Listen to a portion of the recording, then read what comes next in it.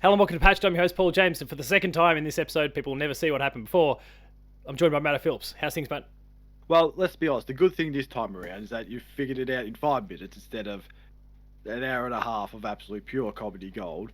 But there was no comedy gold in this 5 minutes, Yeah. so lucky. We spoke about PAX tickets and the fact that Yes, we're recording during the day, and so it's warm. And that was about it. And then we started on the that's topic. that's pretty much the wrap up of what you missed out on in that 5 minutes. I Nintendo. got my PAX ticket. It's warm, and we're doing this during the day, but you wouldn't even know that we're doing it during the day. And actually, I guess one thing I didn't mention in the last one, but we'll get right for this particular recording on the topic of PAX. I have a media badge. Cool, normal, business as usual there.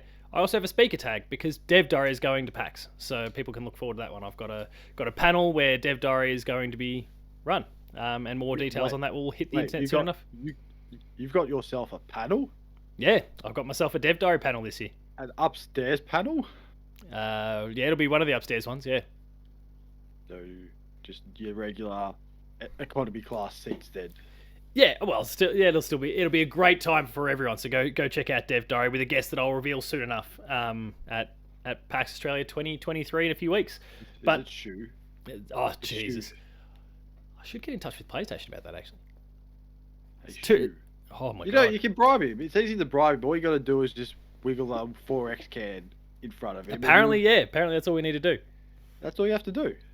This is a much better start to the show than the last one. All right, Nintendo Direct and PlayStation State of Play have happened in the last 48 hours or so, and we're going to go through everything we saw. Not every announcement, but just kind of talk through the things that we liked and we didn't. And unlike last time, where I will not interrupt you, realizing that the audio video has stopped recording, Matto, get us going. Yes, that's a good thing that you said stop recording because I thought I said something wrong, and I thought, what? Yeah, my oh fuck reaction. It's like, fuck. It was like, what? Okay, what did I say? Something wrong? But Nintendo Direct. I liked games at Nintendo Direct. Fuck. Fuck. It's like, here we go. No, but the Fanboy. Nintendo Direct. I would say there was nothing really big announcements, nothing of that. But I don't think they really needed to because let's be honest, you don't need to announce anything to come out in 2023. And 2024 is a long way off. Not really, it's 3 months, but still. There's plenty of games between now and the end of the year, so you don't really have to just say, hey, this game's coming out here or there, which they did anyway, but we already knew those games anyway because something like, Super Mario RPG. We've known that's going to come out next year. Great. I'm excited for that when it comes out. Super Mario RPG comes out November. Oh, it's this year. Hey, I got that mixed up. You're thinking about the other game they announced at the end of the show. The other game. Yes, that game. That's the one I got mixed up with. It was very Mario heavy this time. Yeah. It was Mario versus Donkey Kong from the old. Was it DS? Which looked pretty cool. Yeah. There was a few games I think in that DS 3DS sort of period that were these like weird mini like mechanical Marios working against a Donkey Kong, kind of a throwback to the old Donkey Kong games, way back to the old Donkey Kong games. 1980s Donkey Kong, but this time around, no princess, just for some weird reason, they're just going head to head in a claw machine. Yeah, toy stuff. Why not? Why not? You can just say, "Hey, you're stealing this. Cool, whatever. I'm playing it." Being that it's also a 2D platformer, it's going to be more popular than any other Mario game. Yeah, which I still can't make sense of. I scratch my head every time. It's like, hey, they're still popular than the open world 3D adventure game. It's like, okay. The 2D ones, you mean? Yeah, because there's just this nostalgia, I think, just attached to any of those games that people just instantly click with. So, the 3D ones are better these days than the 2D ones, but and there's also a pick up and play thing. Like kids could just play a 2D Mario game. Like I'll introduce my kids to a 2D Mario game before I get them playing a 3D Mario, even though the 3D ones are better. So, or the modern 3D ones are better than the modern 2D ones anyway. Wonder could prove us wrong. Wonder could be amazing. It does look really good. It does. But yeah, I just look at it and go, yeah, it's going to be popular, but is it going to be good? Probably. It's a Mario game. It is a wait and see situation. Then the next game, which I purchased today because it was available now, just cause, for no reason, was Horizon Chase 2. Oh yeah? The old arcade style driving game, and I'm not entirely sure if it's meant to be. It's not a Nintendo game, which I found out because you have to log into your Epic Games account. Oh, really? As I found out, I was like, what the hell? It's like, sure, whatever. And then when you go to press the buttons, they're Xbox control buttons, and they are also incorrect. It's like press the right button to boost, and it was the left button. I thought that's not right. That's not great. How did that get through Nintendo's QA? Anyway. But I did Or plug mine. sorry. But who knows? I don't know. But yeah, I found it a bit weird, but at the same time, don't really care because I'll just button mash every button to figure out what does what Until it works. until it works. That's fair. What else do you like? Oh, what else did I like? Oh, we already talked about. Did we talk about? Yeah, we did talk about Super Mario RPG. Yeah, I we can't touched on remember. Mario I'll try to RPG, figure not out- so much Paper Mario, which was the big one. That's the big one. Luigi's Mansion 2. Yes. Even though I did play it not long ago, I will still play it because it is a good game. Best game on the 3DS, and it's going to be one of the best games on the Switch. Oh, To some people, that's gonna make them angry. One of the best. I didn't say One it of- is the best because, one of God, the best. I can't have all those Zelda dorks coming after me any further. Especially that guy from last week who hated everything new about the new game. Was that in the comments? I oh, must have missed that one. I'm going to go check I that don't out. know. I don't know if we talked about it on on screen time or whatever we call it, or we did it off screen. I can't remember. We did look at it and go, this guy's a fool. Oh, But wait. anyway. Yeah, sorry. I know what you're talking about. Yeah, right, I'm with you. I was complaining like, oh, I enjoyed Breath of the Wild, but I don't like this. It's all the new features and this and that he wanted but didn't want. Look, But if we hang too much shit on Zelda, we just know that Jamie Penning's going to pop up and start giving us a bit of a hard time at some point, who's an absolute legend, guest on this show too. But he'll give it to us at some stage. And he's also, to his great credit, doing his reviewing debut for Player 2 at the moment. He's working on the DLC for Pokemon Violet and Scarlet at the moment. Oh, review, right. I thought I said, hang Yeah, on a sec. written review. I thought, hang on a sec. He's already written for us with his. Was it his Yeah, he did his Octopath? Octopath. Yeah, he did his Octopath Travel little feature about the first game before the second one came out. But yeah, he's now making his reviewing debut with us. So looking forward to seeing Yeah. what Jamie puts together on the DLC there for Pokemon, which launched this week as well amongst Pokemon. the DLC for Pokemon launched amongst the same week as this Nintendo Direct too. So Oh, there you looking go. forward to it, Jamie. And then, well, this one's not really a new game. It's just the DLC for Mario Kart 8. I just, for some reason, got excited for Diddy Kong and Funky appearing as characters. Don't know why. It's not really going to make anything different. It's just, hey, cool. Those two are in it. It's just, for some reason, I thought Diddy was already in it, but So did I he was actually. not. So I thought that as well. Maybe they just took him out. No one just cared. Beats me. I'm just scratching my head. I go, hang on a second. But no. But then we got Funky and some other, the other person from the Mario Odyssey Wasn't there like game. Peachette that was like Peachette, baby, yes. yeah, And one from the. no Peachette, oh, It wasn't Baby Peach. Was not Baby Peach. I think it was Peachette. It was from. I don't know. Was it the Mario Kart Tour mobile game? I'm going As to a- make as sure a I get it playable exactly character. right. New characters added being Diddy Kong, Funky Kong, Pauline, and Peachette. Pauline, that's the one. So that's going to be exciting. I don't know what the tracks are because I didn't pay attention to that. But I don't care because I'm playing it. Did they date the? This is now me having like I've Yeah, got to I go know. through all this information still. I don't think it's just going to don't launch this know. holiday. No, it's just going to launch this I holiday. did say. I don't think they said. They said it's coming soon. I thought, cool. I Maybe I should play certainly the other three waves. I certainly think it's some of the best news to come out of the direct because and this is like a backhanded compliment, I guess, but like the sooner they're done with the DLC, the sooner they can start focusing their attention on Mario Kart 9, which will inevitably come to the new Switch next year, like when sometime after that console comes out next year. So it's going to be very interesting because they're going to have to make completely new courses. They can't just go right. Let's just take from this course, from this game. because they've basically done it now. Pretty much done it all. Unless Moo Moo Farm. That Moo Moo Farm's not in there. I think it is. I can't remember. Was Yoshi's, I don't know, the mountainous one with the million different paths, was that in Mario Kart 8? I can't remember. I can't remember. From 64. It's been a while since I've played it, so I better go back and play it and see all these new courses. Yeah, I think And- once it's done, I'm definitely back and to try them all out. And then finally, the big one, at the end, the remake, the remaster, whatever you want to call it, the one I never played. mate. Was You're it in for such a GameCube? good Was it a time. GameCube game? The best game on the GameCube. The Paper Mario: The Thousand Year Door, and considering I played Paper Mario: The Origami King, and that's probably people say it's the worst Paper Mario game. I'm really excited for, or not the best. Let's just say not the best. Yeah, it's definitely not the best one. I actually feel like it's a step back in the right direction, but it's not. Yeah, it's not the best one. So this one is the best one. So I'm excited to play the best one, and even the trailer for it, I was excited. Mate, every single person needs to go out and buy this game to show Nintendo that this is exactly the sort of Paper Mario game that they need to be making. Drop the gimmicks, get back to the turn-based stuff, get back to the cards, get all those mechanics, make that the standard once again. As soon as they took that half a step away with Super Paper Mario on the Wii, it just became this slippery slope. Super Paper Mario is still pretty good, but it became more of a platformer. Then they've gone off in all sorts of weird directions. Color Splash was one of them. Things just weren't quite right there.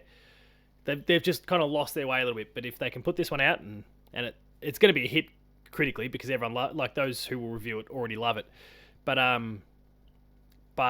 the sales, if they can get those sales right up, that's going to be huge going forward. So hopefully they nail that one. Anything else that really struck a chord with you? Not really. I think that the whole Kojima music one just sort of threw me off. I thought the Kojima music one. I can't remember what it's called. It's not the musical one. I think they're just taking the ideas from Final Fantasy and just doing that. I can't remember what the game was called. I mean, Trombone Champ was there. Wasn't Trombone Champ. But Trombone Champ finally jumped off PC and came to Switch, and I think it's out now. I think it was a day and date launch. I think it was. I'm just waiting for Nintendo to bring out their stupid, their Amiibo things? Super Crazy Rhythm Castle. Cardboard trombone. That's what I'm waiting for. Yeah, that could be interesting. So for me, there was a few things I was right into on top of some of the ones that you've already mentioned. So Princess Peach Showtime looked pretty good. I don't mind the kind of costume shifting and what they can do mechanically with that. So that's gonna be pretty cool. Super Crazy Rhythm Castle. Yeah, it's an interesting name, that one. An interesting looking game, but we'll wait and see in terms of what that one becomes. Yeah, I mean, what did you think of the Princess Peach game? I didn't mind it. I don't think it'd be a game I will play. I think people were just making fun of that being a better detective game than Detective Pikachu, and I just laughed at that. Oh, I haven't seen any of that sort of commentary at all, but I'm pretty keen on Detective Pikachu. I saw one. Yeah, I saw one. I mean, with the Detective Pikachu thing, they could have come up with a better name than Tim as your sidekick character. Tim? Wasn't Tim? Hang on. I don't know. Who was the name of? Oh, this is bad Google searching. Ryan Reynolds. It was like Tim. I feel like wasn't Tim like the guy in Pokemon Snap 64? No, I don't think so. No, his name wasn't Tim. Oh, Todd Snap. Todd. Well, cool. Call him Todd. That would have been better than Tim. Like, let's just get some sort of continuity going here. But anyway, the Pokemon cinematic Pokemon spin-off universe. So yeah, I think Princess Peach is looking really cool. It's kind of got that detective thing going, like Detective Pikachu, and I think it's gonna be really, really cool. Certainly being able to kind of jump in and out of costumes and that give her different mechanics in a very Kirby sort of style, I think is pretty cool. But we'll wait and see when it comes out sometime next year. Tomb Raider 1 through 3 being remastered was pretty cool. Like they still look very blocky and kind of PS1 in a lot of ways, but I'm hoping just kind of mechanically it works because the tank controls just aren't okay these days. It's really, really hard to go back to, let alone the fact that visually kind of looks a little bit rough as well. So my hope is that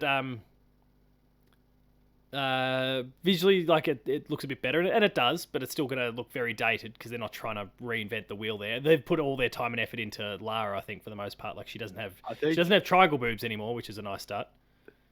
And I think they just the controls need to be, I would say, fixed. If they just go with old controls, it's just going to be an absolute nightmare. Yeah. And I wonder if the nudity cheat's still available in. Well, wasn't that like a PC mod? I don't think it was actually a cheat. I think it was just a myth. People just kept talking about it for years, and I just did not care. No, I did it. I spoke about it when I did my full series kind of deep dive into. I can't believe I'm searching. This is going to potentially go really badly in my Google search history here. I'm sure it was like a patch or a mod or something like that that was called Boob Raider for one of them, because of course it was. What the creativity of that, just right there.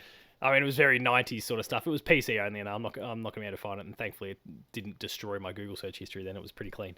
But there was definitely something about that when I did the whole series on the entire Tomb Raider franchise. So people can go and check out the work that I've done there on that, and hopefully learn a little bit more about it. But yeah, I think that's going to be pretty cool. It's out, I think it's like a Valentine's Day release next year or something like that. It was somewhere in that window. One game that really caught my eye was ridiculously named, but it comes from oh no, what's the team's name? Geez, we're not recording at night and everything's just gone now. Unicorn Overlord though. It was the turn-based like tactical RPG, very Fire Emblem like. Oh yes, that one. It comes from, where's my team name? Vanillaware. So they've done lots of good stuff like Dragon's Crown over the years. I mean, they're a very, very talented team. But this one looks pretty sweet, and like mechanically, it's kind of like in a genre that I've really started to kind of grow attached to in recent years. So keen to see more about that. Oh. With what's left, I mean, we've obviously touched on a few of the games there. Like Luigi's Mansion 2 is going to be pretty cool. It was certainly interesting to see F-Zero 99 come up, like Nintendo kind of continuing with this Battle Royale 99 style thing. Ayuden Chronicle 100 Heroes is a game that I'm really, really excited for. I backed it back on Kickstarter a while back, and it's that Suikoden inspired thing. DLC for Eastwood, a Chinese-developed JRPG. For a couple of years, like 2 years ago now. Looks really, really great too. Keen to give that a crack. But I mean, for me, the main thing was Paper Mario. There's no dancing around that one. I just cannot wait for them to put that one out, and hopefully, yeah, they give that franchise a lot more love as a result of all of this. Were there any other games you wanted to shout out, or anything that you feel like was missing that was disappointing? Not really. I wasn't really expecting much. Like we said, you don't need to announce anything for all of this year. It's all going to be next year. People are impatient, so you might as well just keep it locked up until sometime next year. Yeah. The way I look at it. I'm surprised at this point that we still haven't seen. I guess maybe it's still a little bit too close to Tears of the Kingdom, but I'm still surprised that we haven't seen Wind Waker and Twilight Princess jump off the Wii U and come across to the Switch yet. I figured that would have happened by now. There was a little bit inside me that was just deep down hoping that maybe, I mean, I've spoken about it in so many predictions episodes over the journey, but just quietly hoping that maybe Hollow Knight would show up. It was meant to be out by now, specifically, and then they kind of pushed it from first half of the year to somewhere down the road, and I figured it would be maybe less than 6 months, but... And maybe when's Donkey Kong 64 coming to Nintendo Switch Online? Yeah, that's overdue. But other than that, I think that's about it. I'm also quietly hoping, I guess, those two Zelda games and probably Xenoblade Chronicles X are the three things that I kind of want to see come off the Wii U at this point. And then we can completely throw that platform in the bin, I think. I don't think there's anything else that I'm hanging out for at that particular stage. So we'll move on to State of Play then. It was a smaller showcase. It went for about 27 minutes versus Nintendo's 40. They also didn't cover as many games. They were a little bit more... some of the trailers and stuff were a little bit longer as well. There was a little bit more talking as well between different segments. So, what'd you make of it as a show first, and then let's hone in on some of the things you liked. Well, it's probably the standard PlayStation presentation this year. It's probably one of the better ones, which is funny enough to say, even though there were no big game announcements or anything, except for, well, for you, yes, me, no. Yeah, it's fair. But for me, I'm just glad that they got people that can present or can talk, unlike Jim Ryan, who has the personality of a fence post and he's absolutely horrible at talking in front of a camera.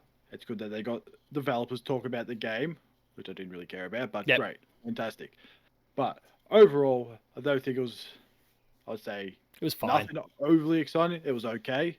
It wasn't the worst of their showcases, even though their last two had like big hype around certain games, and they just did not really deliver, unless it was Spider-Man 2. But other than that, it was okay. So what stuck out It's to you though?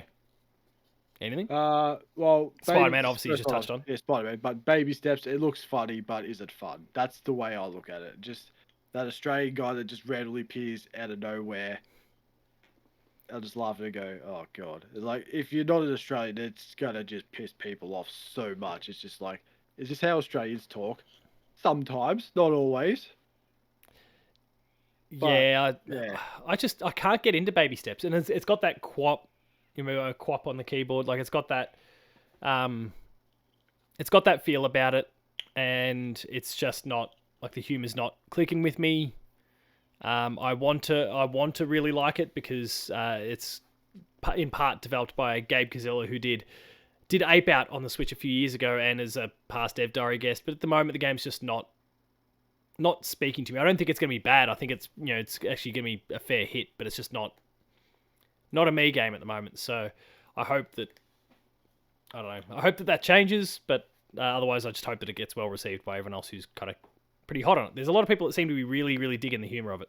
So good luck to them, I guess. I think it's just one of those things you either like it or you don't. It's just Yeah, it's sort of like it's one extreme to the other. There's no middle ground. yeah. I don't think we're much middle For ground. that game. There is no middle ground. I think the other game was Helldivers 2. Oh yeah, how It good looks is it good. looking? It looks good. I'm just looking at it really excited. I'm just hoping, I'm not sure if you can do it as single player or it has to be a full co-op.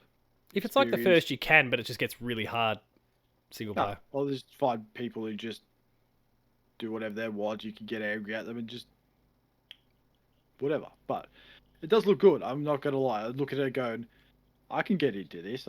I can go around shooting alien bugs. Oh for yeah, fun and just completely ruin everyone else's goal, whatever the hell that is. Who knows? Just get incredibly distracted and just kill bugs. disappointed that it slipped from this year to February. I think it's like February 8th or something like that. But also February's starting to get pretty stacked already.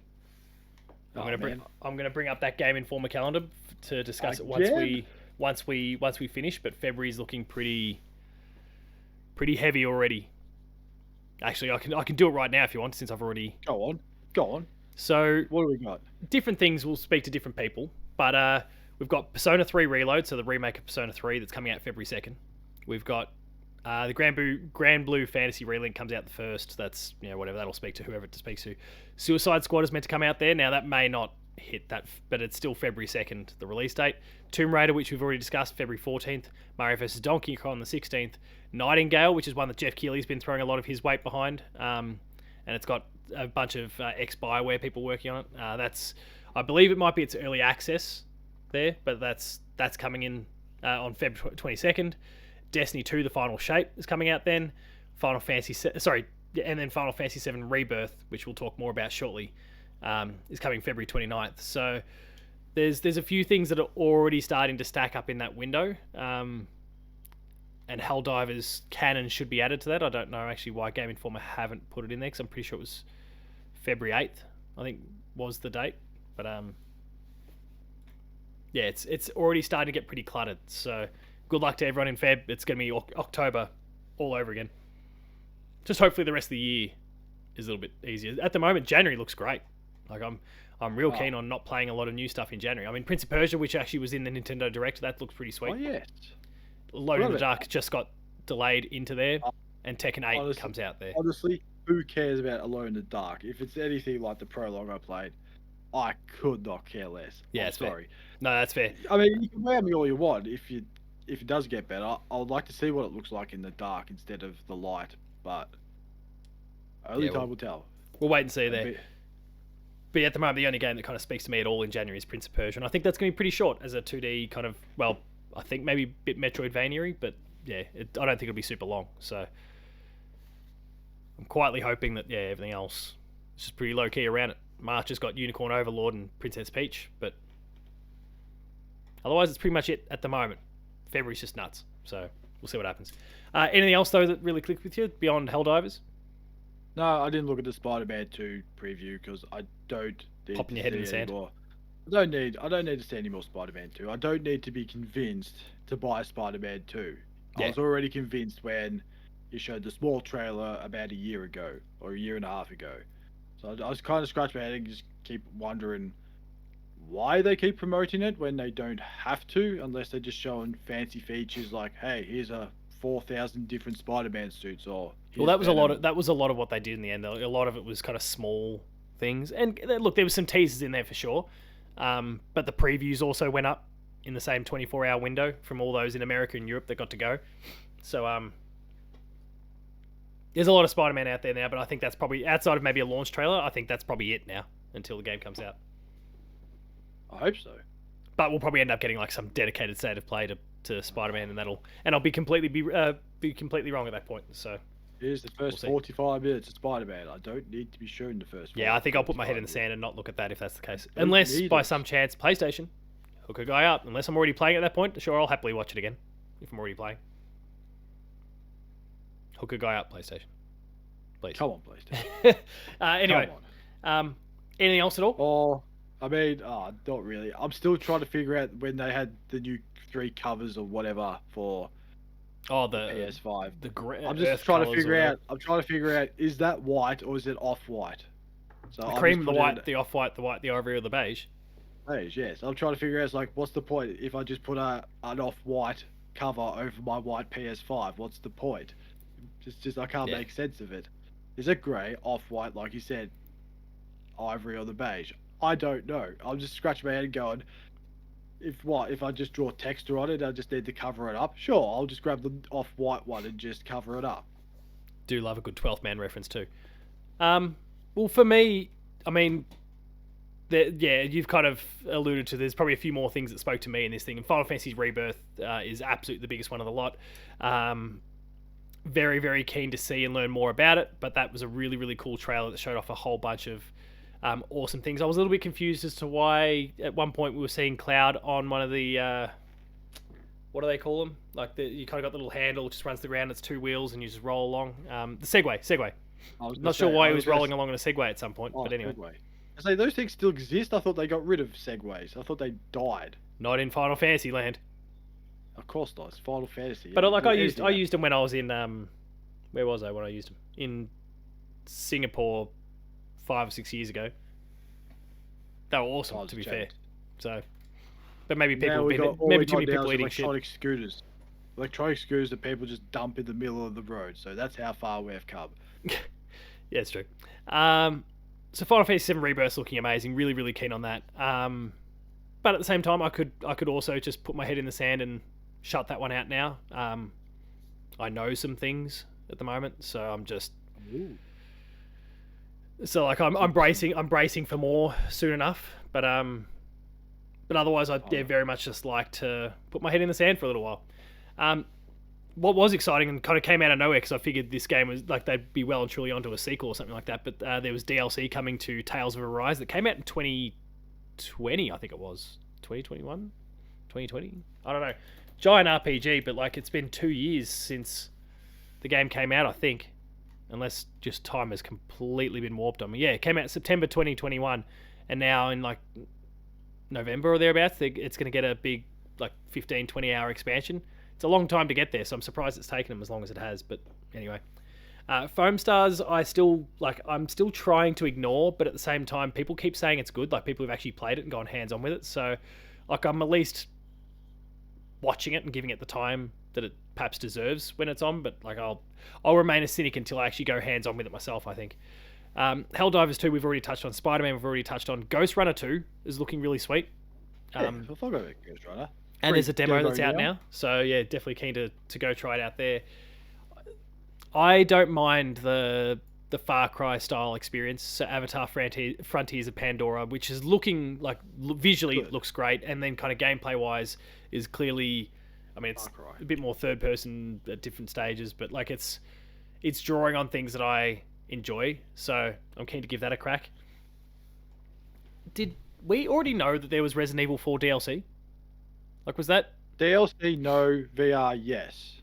Yeah, I knew about the VR, and like they still didn't quite date that, but it's clearly soon. But the fact that they announced DLC and it's coming out in 4 days from now when we record is I don't think they ever announced anything about separate DLC. ways. That stuff, like that was that surprised me, but also surprised me that Capcom's going to try and drop that there, knowing full well what's coming out right now. Like, you don't. It feels like they're just burying the DLC amongst Cyberpunk and everything else that's already coming out. Starfield, Baldur's Gate. Like, I don't quite understand the rationale in terms of the timing of it, but maybe for them, there's maybe in terms of even chasing things like Game Awards nominations and all those sort of things. Maybe it actually helps them to get the thing out at this particular time because it just puts the game back in people's minds. So I was going to say best DLC. I'm pretty sure you're not going to win that. Let's be. Yeah, Cyberpunk's going to have a fair case, I think. And I'm sure there's other stuff that I'm not thinking of as well. Horizon. Oh yeah, of course. Burning Shores is unreal. So, yeah, tough competition for them. So we'll see what happens there. Was there anything else that really spoke to me? Could not have cared less about Roblox coming to PlayStation, but I guess good luck to them, I suppose. It was only a matter of time.